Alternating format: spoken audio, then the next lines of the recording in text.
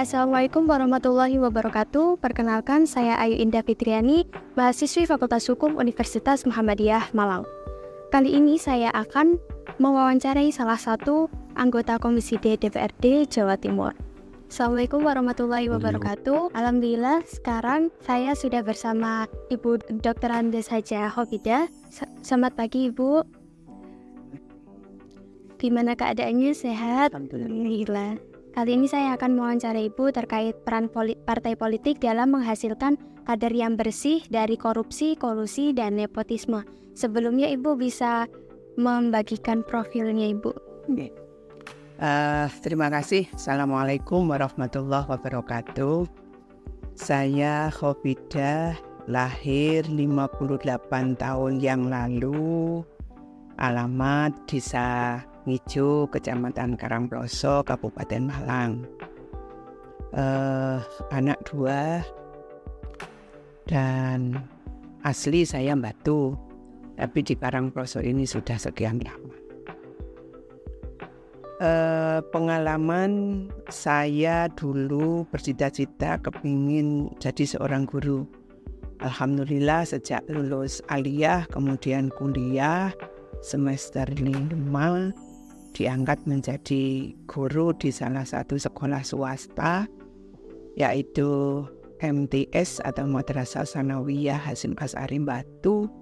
Jadi sejak kuliah semester 5 sampai 2023, waktu itu 1988 sampai 2003 mengajar bidang studi matematika. Alhamdulillah, mungkin karena saya sejak kecil senang berorganisasi, saya ikut di Fatayat Nahdlatul Ulama, sehingga ketika PKB lahir tahun 97, kemudian 99 ikut peserta pemilu. Saat itu saya ditunjuk menjadi anggota DPR. Saya masih kurang siap karena waktu itu banyak orang beranggapan bahwa di politik itu kurang jelas bahasa gitu. Tapi sebenarnya juga enggak. Tapi kemudian 2024 pemilu saya ikut peserta pemilu, artinya menjadi calon legislatif Kabupaten Malang waktu itu. Alhamdulillah saya jadi, kemudian gurunya berhenti.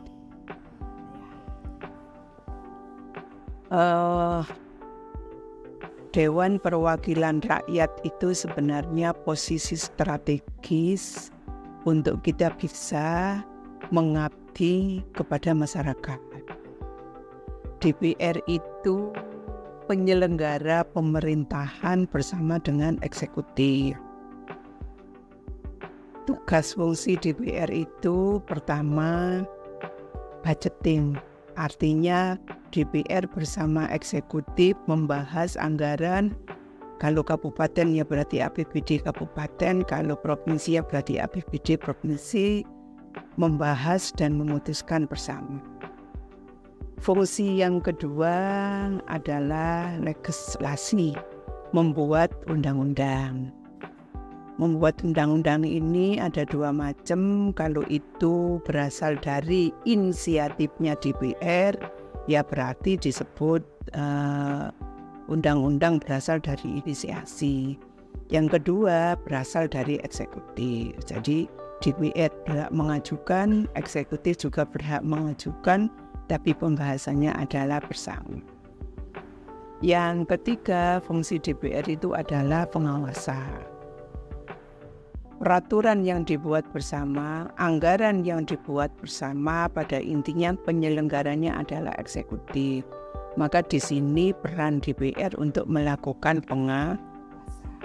Nah, melihat tugas dan fungsi ketiga itu sebenarnya untuk mencetak bahwa anggota DPR siapapun itu, partai apapun itu, untuk menjadi anggota DPR yang bersih, jauh dari korupsi, itu sangat bisa. Kenapa? Satu, kembali kepada kepribadian. kepada kepribadian, artinya kepribadiannya, bahwa sisi di DPR itu adalah untuk memperjuangkan rakyat. Kedua, kami diwadahi oleh partai politik. Partai politik itu tetap melakukan pengawasan kepada kami yang ada di anggota DPR. Yang ketiga, kalau kita kemudian sama-sama di sini perjuangannya adalah untuk rakyat, maka sangat hati-hati sekali untuk melakukan itu.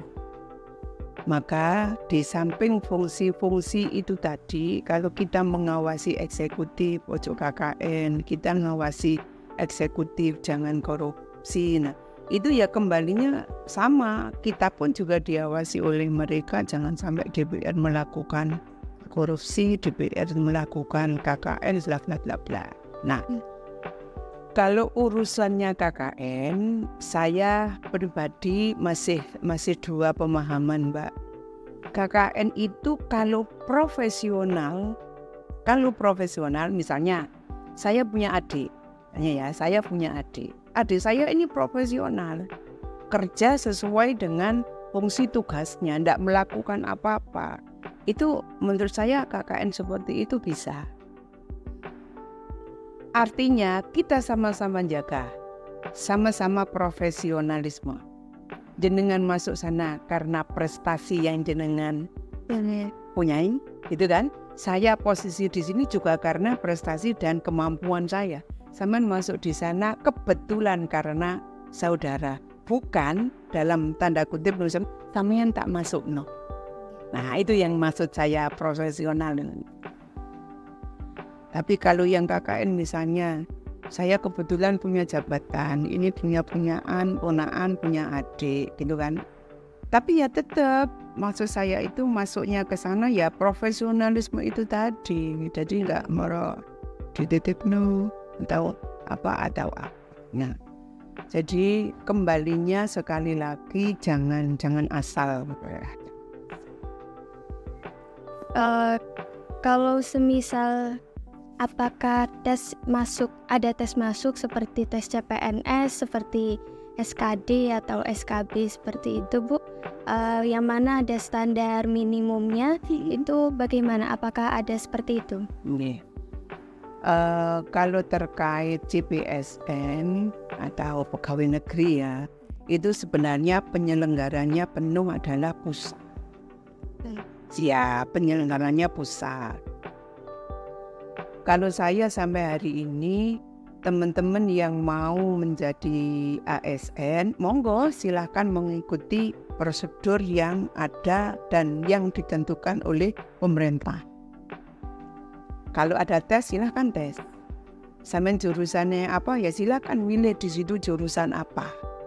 Gitu.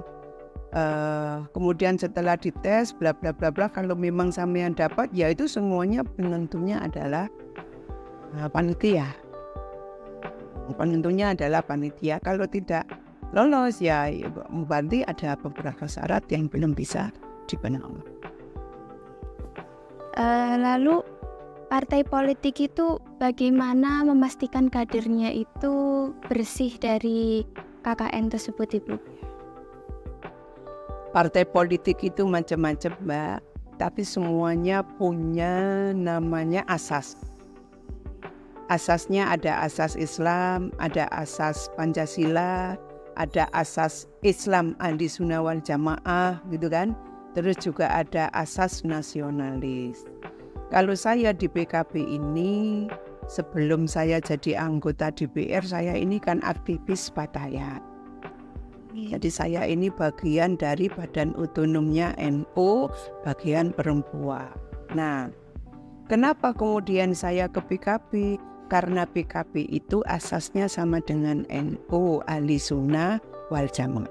Nah, setelah dulu ketika saya baca bla bla bla bla, dan di dalam sejarahnya, kalau saya di NU, partainya PKB, ini cocok sekali dan itu sudah sejalan. Maka seiring dengan lahirnya PKB itu dilahirkan oleh tokoh-tokoh Nahdlatul Ulama, saya yang selama ini ada di Badan Utuhnya Nahdlatul Ulama ya serasa ndak pindah tempat. Cuma posisi di DPR ini posisi strategis gitu kan, maka kebijakan pemerintah, aspirasi berasal dari rakyat itu mayoritas sampai hari ini memang saya memperjuangkan keluarga besar Nahdlatul ya. Lalu Bu, bagaimana jika partai politik itu bagaimana merespon kasus-kasus yang KKN itu yang melibatkan anggota-anggota atau kader dari mereka? Lalu apakah ada mekanisme internal untuk menangani hal tersebut? Ada. Jadi kami ini setiap 2 bulan sekali atau momen-momen tertentu mesti ada konsolidasi. Di DPR itu kan ada komisi-komisi. Kalau di provinsi seperti saya itu komisinya ada 5. Komisi A bagian pemerintahan, Komisi B bagian pertanian, Komisi C bagian keuangan, Komisi D bagian pembangunan, Komisi E bagian pendidikan kesehatan. Nah, anggota ini kan disebar ke masing-masing komisi.